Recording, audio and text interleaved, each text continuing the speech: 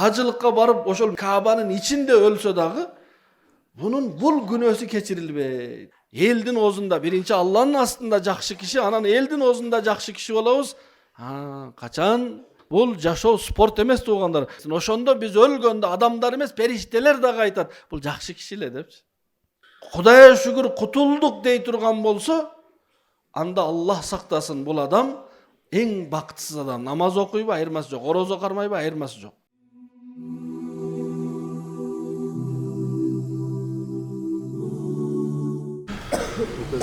Berekeli, kutlu, Cuma günü Ramazan'a berekeli olsun.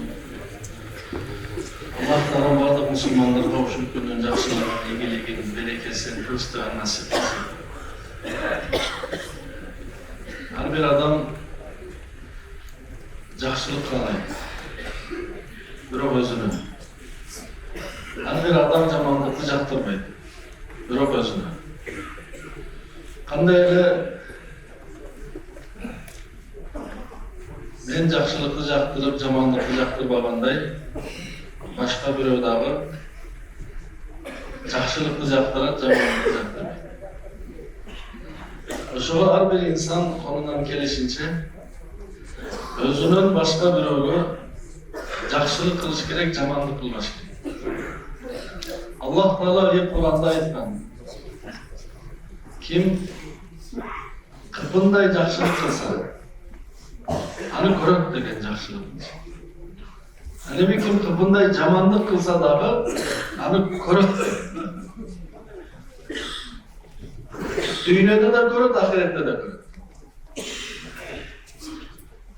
Sebebi жақсылык менен жамандыk.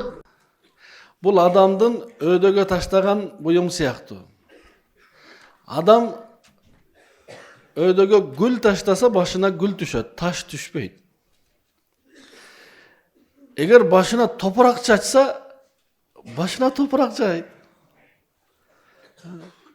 Büröge kılgan muamelemiz bul maga oşol kaytsın degeni.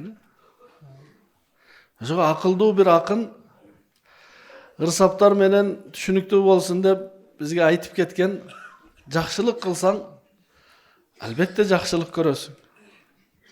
Жамандык кылсаң албетте жамандык көрөсүң. Ишенбесең кылып көр деген.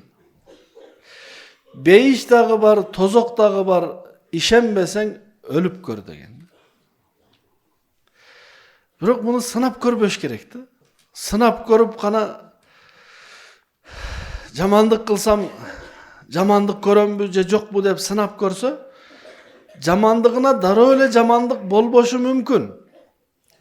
Эгер кимдир бирөө туура эмес иш кылып жүргөн болсо, ал эми анын башына сыноо келбесе, анда бул адам коркуш керек. Себеп чогулуп чоң болуп келет. Себеби Аллах Таала адилеттүү зат. Аллах Таала адилеттүү зат. Жөн эле бирөөнү бирөөгө жамандык кылдырып койбойт. Allah'tın hakkısı, pendenin hakkısı var. Allah'tın hakkısı, Allah'a inanıp, işenip, iman keltirip, Allah Teala'nın aytkandarını jasap, kulçuluk kılıp, sıyınıp, namaz okup, bu Allah'ın hakkısı. Mümkünçülük bolsa, hacılıkka barıp, zeket berip, orozo karmap, жүрүү, bu Allah Teala'nın bizdin moynumuzda bolgon mildet hakkısı. Emi bir bolot, Allah'tın pendelerinin akısı. Musulman kapır ayırması yok. Allah'tın pendelerinin akısı bizim moynumuzda. Allah Teala öz akısın keçip koyuşu mümkün. Kalasa. Bir adam namaz okudu, bir kata okudu. Allah kalasa keçirip koyuyor. Bir adam orozu karmadı, bir kataçılık menen karmap koydu. Allah kalasa keçirip koyuyor. Birok adamdardın hakkısın Allah keçirбейт. Sebebi Allah adilettүү.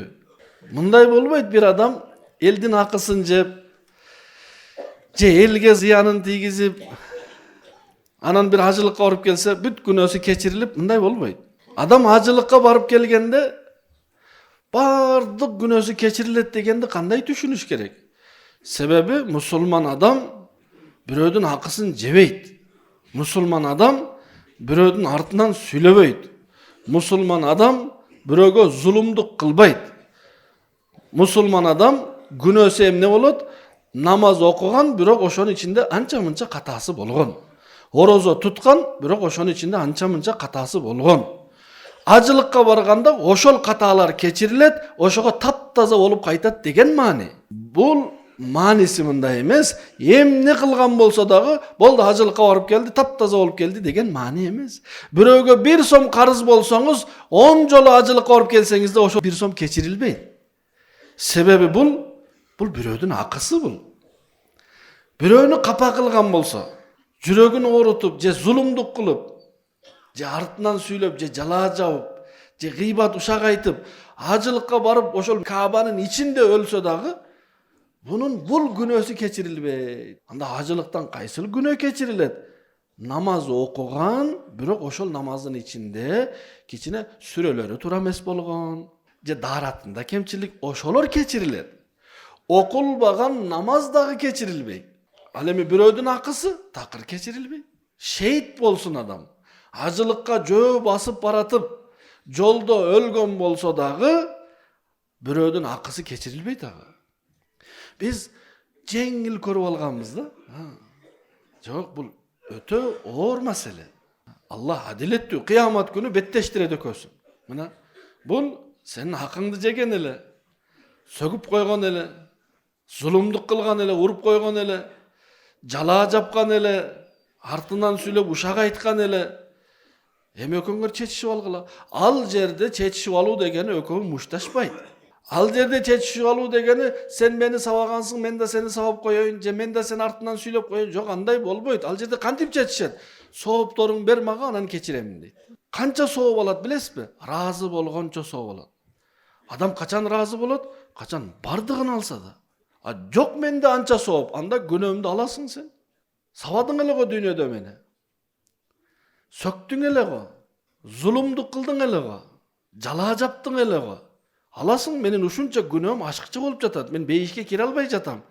Ошончо күнөөнү мойнуна алат, анан бул адам бейишке кирип кетет. Ким? Зулумдук көргөн адам. Таяк жеген адам. Жалаа жабылган адам бейишке кирет. Анын күнөөсү каяка кетет? Жалаа жапкан алат, сабаган алат, акчасын алып бербей койгон алат. Ал адам ажылыкка барды эле го. Жок, ажылык башка маселе. Ажылык өзүнчө маселе. Мисалы, 60 деген жерде 100 менен өтүп баратса, анан аны тосуп кызматчы, сиз аябай катуу айдап баратасыз десе, мен ремен тагып алганмын десе, не дейт? Жок, бул өзүнчө маселе. Ремен тагуу өзүнчө маселе. Сиз катуу айдабашыңыз керек эле. Ажылыкка баруу өзүнчө маселе. Аны барышыңыз керек эле. Бирок бирөөдүн акысын жеген бул болбойт бул. Кээ бир адамдардын жамандыгы дүйнөдө дароо эле берилбей калса, бул адам коркуш керек. Мен ушунча жамандык кылсам дагы тынч жашап жүрөм, же башым оорубайт, же эчтеке болбой эле, проблема жок жашап жүрөм. Бул коркуш керек. Себеби мунун башына ошол кылгандары биригип, чоңоюп, ушундай келип түшкөндө баш аягын, ат фамилиясын таппай калат да. Ошого биз бардыгыбыз Алланын астында, Алланын көзөмөлүндө жүрөбүз. Ар бир адам ушул түшүнүк менен жашаш керек. Мага жамандык жакпайбы? Демек бирөөгө да жакпайт экен. Менин акчамды алып бербей койсо жакпайбы мага? Бирөөгө да жакпайт экен. Менин артымдан бирөө сүйлөсө мага жакпайбы? Бирөөгө да жакпайт экен. Мага бирөө зулумдук кылса, сабап койсо жакпайбы? Бирөөгө да жакпайт экен. Адамдарга жамандык кылбагандык дагы сооп да. Себеби биз жаманбыз да. Адам баласы өзү эң коркунучтуу жырткыч бул адам. Карышкыр эмес, арыстан дагы эмес. Эң опасный, коркунучтуу нерсе бул адам. Себеби карышкырда акылы жок да. Ошого коркунучтуу эмес да. Карышкыр келет, сарайдын эшиги жабык болсо, ох дейт да кайтып кетет. Болду, тийбейт койлоруңузга. Эмнеге? Карышкыр кайсыл койго тиет? Эң жүргөн талаада жүргөн койго тиет. Ошондо да 1-2 койго эле тиет. Карышкырдын акылы болсо, 2-3 карышкыр келип ошол баарын айдап кетсе болбойбу? Жок, 1-2 кой деле алып кетет да. Адам эмнеге карышкырдан да коркунучтуураак? Себеп адам бирөөсүнө канааттанбайт да. Айдайт баарын. Ошого карасаңыз, жайлоого барсаңыз, же айылдарда короолорду, койлорду, аттарды короого коюп туруп, жөн эле жыгач эшик менен жабып коесуз дагы, нары бери карап бир жип менен байлап коесуз. Болду. Сак. Эмнеден сак? Карышкыр келбейт. Жашап жаткан үйүбүздүн эшигичи ал темирден. 3-4 жагынан бекилиш керек. Анан бир камерада коюп коюшубуз керек. Анан сигнализацияда коюш керек. Терезеге решетке коюш керек. 4-нчы этаж болсо дагы. Себеп адам кирбеси.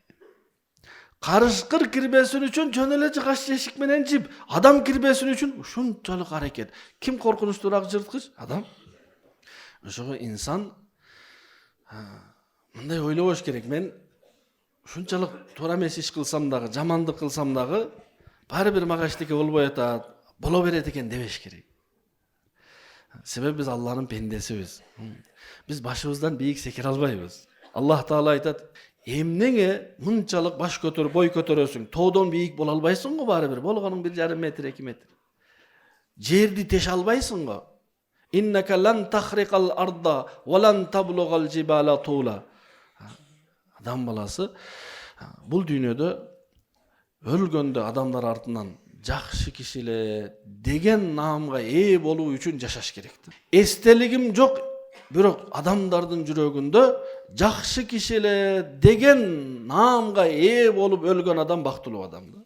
Кудайга шүгүр кутулдук дей турган болсо, анда Аллах сактасын, бул адам эң бактысыз адам. Намаз окуйбу, айырмасы жок. Орозо кармайбы, айырмасы жок. Кутулдук ушул адамдан дей турган болсо, үй бүлөсү, кошуналары, достору, анда бул адам ким болот? Бактысыз адам болот. Аттиңай жакшы кишилер деген наамды табыш керек бул дүйнөдө. Аны үчүн эмне кылыш керек? Аны үчүн күнүнө канча жолу намаз окуш керек? Жылына канча жолу умрага барыш керек? Биз жакшы киши болуу үчүн. Жок, аны үчүн намаз менен биз жакшы киши боло албайбыз. Намаз бул милдет, Алланын өкүмү. Аны сөзсүз окуйбуз. Орозо кармагандык менен жакшы киши боло албайбыз. Ал биздин мойнубуздагы милдет. Ажыга барып келсек, ашып кетсе элдер ажы деши мүмкүн. Ажеке, ажы аксакал деши мүмкүн. Ашып кетсе, бирок дагы эле жакшы дебейт. Ажылык бул милдет. Эмне кылсам, биз кандай адам болсок, элдин оозунда биринчи Алланын астында жакшы киши, анан элдин оозунда жакшы киши болобуз. Качан менден элге пайда жетсе, зыян жетпесе, менин тилимден, менин колумдан адамдарга пайда жеткен болсо, зыян жетпеген болсо, мен Алланын астында жакшы адам деген наамга ээ боломун дагы. Анан менин үй бүлөм, ар бирибиздин досторубуз, кошуналарыбыз, кесиптештерибиз, мекендештерибиз эмне деп айтат? Жакшы кишилер. Мына ушул нерсе керек. Анын үчүн бизден бирөөгө зыян жетпеш керек. Пайгамбарыбыздан сурашты, айтыңызчы, мусулмандар түрдүү болот. Кээ бир адам түнү менен уктабай намаз окуйт. Кээ бир адамдар ушунча көп илим алат, кээ бир адамдар Куран жаттайт, кээ бир адамдар мечит салат, кээ бир адамдар жол салат, көпүрө салат. Эң жакшы мусулман ким өзү? Сурады пайгамбарыбыздан. Пайгамбарыбыз жообун дагы айтты.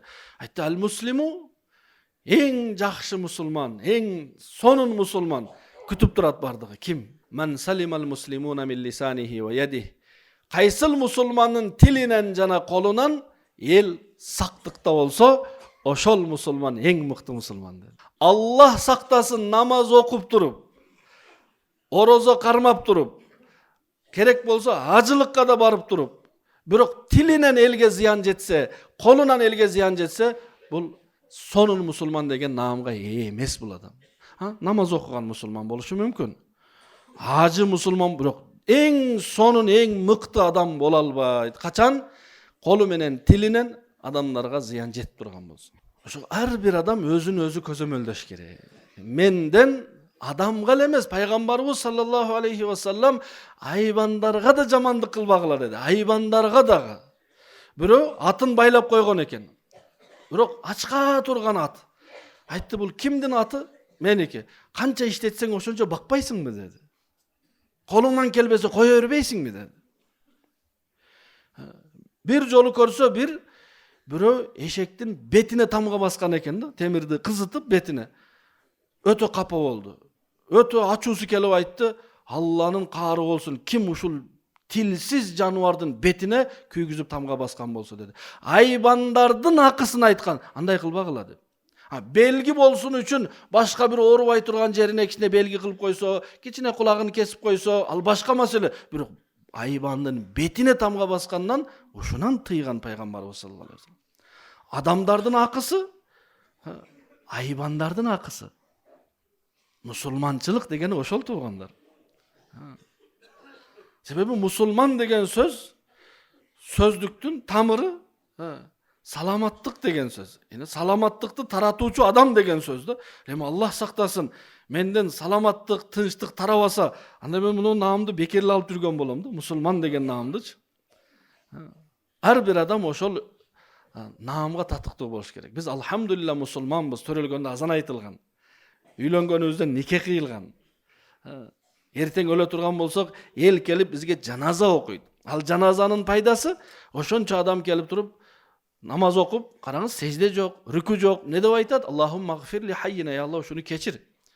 Эми бир адамды бирөөдү капа кылып койгон болсо, 40 киши келип туруп, эми кечиресиз ушуну десе кечирет.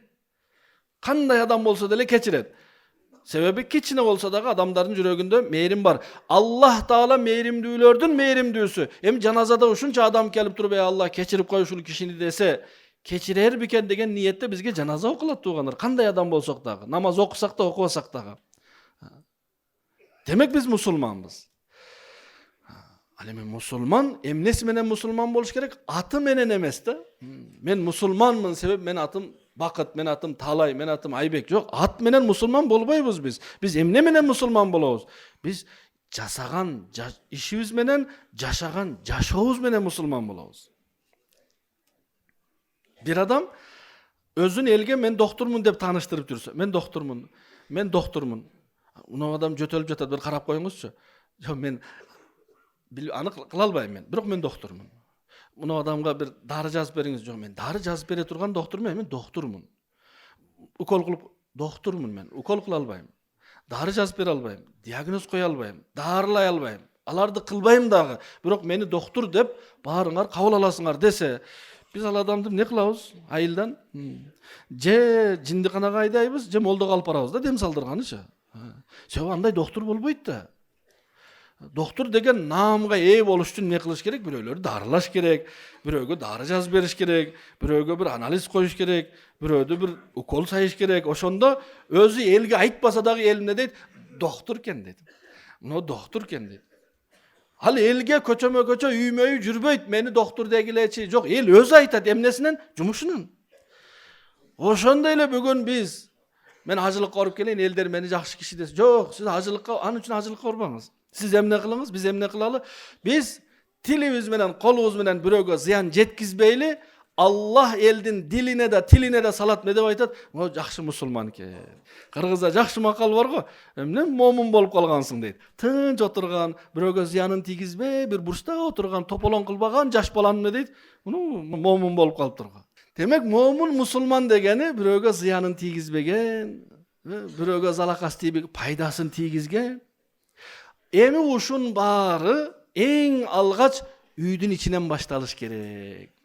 Чыныгы мусулман өзүнүн үйүнүн ичиндеги болгондорго, атасына, апасына, аялына, баласына, аял болсо күйөөсүнө, бир туугандарына, кошуналарына, досторуна эң биринчи пайдасы тиет, зыяны тийбейт. Бул көчөдөн, алыстан башталбайт. Телевизордон көрүп дүйнөнүн наркы четинде бирөө кыйналып атса, ушуга жардам берет элем. Жок, сиз бул жакшылыкты ал жерден баштабы, жакшылыкты үйдүн ичинен баштаңыз. Тилимден, колумдан жакшылык болсун, биринчи менин үй бүлөмө, үйүмө, ата энеме, аял бала чакасына, күйөөсүнө сылык сөз, жакшы мамиле, кошуналарына, анан акырын кесиптештерине, айылдаштарына, мекендештерине, анан жалпы эле адам затына бизден пайда жетсин. Ошондо биз өлгөндө адамдар эмес, периштелер дагы айтат, бул жакшы киши эле депчи. Бейишке жакшылар эле кирет туугандар. Максатыбыз ошол го. Себеп siz үйүңүзгө кимди киргизесиз? Жакшыларды эле. Мейманга чакырсаңыз, паланча начар адам, аны чакырбайм. Siz чакырбайсыз конокко жакшы эмес адамды, Аллах кантип киргизет бейишине жакшы эмес адамды. Ошондуктан ар бир инсандын ыктыяры, каалоосу, тандоосун Аллах өз колуна берген. Анан акыл берген. Анан жолдомо көрсөтүп берген. Кур'ан бул жолдомо. Мына кааласаң ушуну менен жаша. Пайда болот. Дин бул жолдомо, көрсөтмө. Ушундай жаша, ушундай жаса. Кааласа мажбурлоо жок. Бул дүйнөдө ушундай мажбурлоо жок. Билгендер айтып коет. Мына ушул эки жерде 2-4 болот, эч качан 15 болбойт. Сиздики 15 болот аткан болсо коркуңуз. Эки жерде 2-4 эле болуш керек эле го. Меники эмне 15 болот атат деп коркуңуз. Ар бир инсан мамилеси түз Аллах менен. Ошого мен мусулман болуп жаралып калганыма биринчиден разы болуп шүгүр айтып, андан кийин чыныгы мусулмандын ишин жасайын эми. Атым эле мусулман болбосун. Азыр бизди дагы эми атыбыз эле мусулман болуп жана доктор сыяктуу бизди дагы досторубуз өзүнчө айтып атса керек, муну бир дем салдырыш керек го муну деп жүрсө керек. Билбейбиз да биз. Себеби ар бир адам өзүнө өзү жагат. Ар бир адам өзүн өзүмө дейт, мен тазамын, мен сонумун дейт. Ошого бирөөдүн акыл насаатын, досуңуздун, атабыздын акыл насаатын угушубуз керек, капа болбошубуз керек. Себеби ата болгонун айтат, чынын айтат. Дос ачтып айтат, чынын айтат. Биз капа болобуз. Бизге андай достор жакпайт. Акыйкатты айткан достор жакпайт. Кайсыл досубуз, дос сен кичине өзгөрүлүп кеттиң, мына кичине текебир болуп кеттиң десе, ошол дос менен ошол саатта майланышты үзөбүз. Кайсыл досторубуз бизди сен мыктысың, сонунсуң, кыйшык баратса дагы мыктысың десе, ошолор менен жүрөбүз. Себеби бизге өзүбүздү жамандаткан жакпайт да. Биз өзүбүздү жакшы көрөбүз. Ар бир адам өзүн өзү жакшы көрөт. Ошого капа кылдырбайт эч кимге.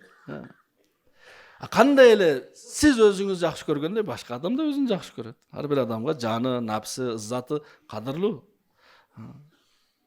Ислам дини бизге туугандар ушуну үйрөтөт. Чыныгы, сонун, эң жакшы, эң мындайча айтканда номер 1 мусулман болуш үчүн эмне кылыш керек? Номер 1 мусулман болуш үчүн менин биринчи тилимден жана колумдан бирөөгө зыян жетпесин. Бул биринчи пайда. Менин колумдан жана тилимден башкаларга пайда эле жетсин. Бул экинчи очеретте. Биринчи зыян жеткизбегендик. Анан бирөөдү капа кылып алып, анан кечиресиң эле кечиресиң деп анан белек берген, бул пайдасы жок анын. Сен бүтүрүп алды уже, бүттү. Капа кылып койду аны. Ошого зыян жетпесин. Биринчи жакшылык пайда жетсин. Экинчи жакшылык. Ушуну менен биз Аллахтын астында жакшы киши деген наамга ээ болобуз. Намаз окуучу деген наамга ээ болуш оп-оңгой эле. Дарат алып келесиз. Билбесеңиз да имамдын артынан уюдум ушул имамга деген сөздү билсеңиз, уюдум. Болду, Аллаху акбар.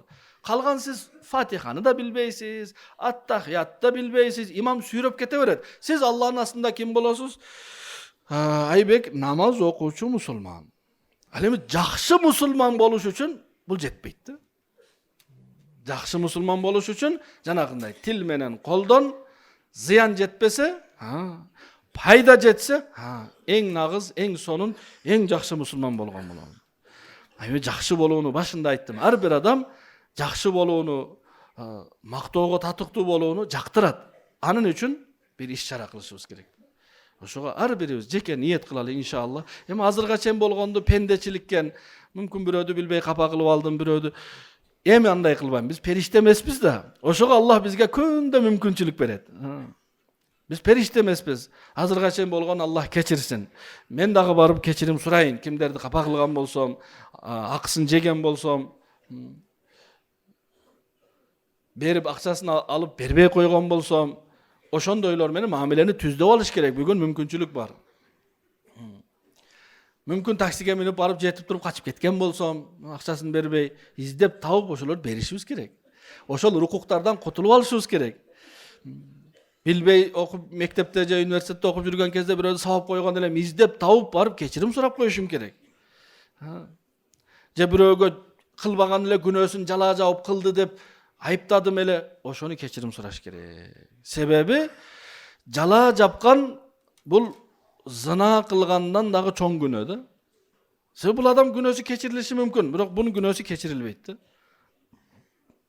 Günösü çok bir adamga jalajaptı. Oşonduktan Allah bizge mümkünçülük berip jatat kündö, jıldap kebirlerge 60, 70, 80, 100 yıl Allah andan da köp ömür bersin, berekeli ömür bersin. Nege berip jatat jön ele içsin, jesin, jatsın üçün emes. Jaşoosун, oňdosun üçün. İçip jep jatkanga koylar jetişdi. Alar bizden köprek jeyt. Pilder bar go. Ekese jetişdi. Se alar bizden köp jeyt, köp jatat. Bizde Allah Taala uşunça ömür bergeni pendelerim jesin, içsin, jatsın, uktas. Jok. Pendelerim jaşoosун, oňdop kelsin, jakşı kişi bolup kelsin. Şoňa niyet kılaly inşallah. Bugünden başlap jakşı musulman bolabız. Eň mykty musulman bolabız. Bul jaşoo sport emes tuğandar. Uşul oturgandarыбыздын baarybyzdan birөөz ele birinci orunda kelse kalgandarыбыз ay men kele albadym degen. Jok. Jaşooda bardygybız birinci orunda boluşubuz mümkün. Kaçan? Birinci niyet kılsak, ikinci hareket kılsak. Allah Taala barыбызды birinci orundagy musulmanlardan kılsın. Ötken ömürübüzde Allah özü keçirsin. Kelечекке kılgan jakşı niyetlerimiz Allah koldosun. Subhanakallahumma ve bihamdika neşhedü en la ilahe illa ente nestağfiruka Allahumma ve natubu ileyk.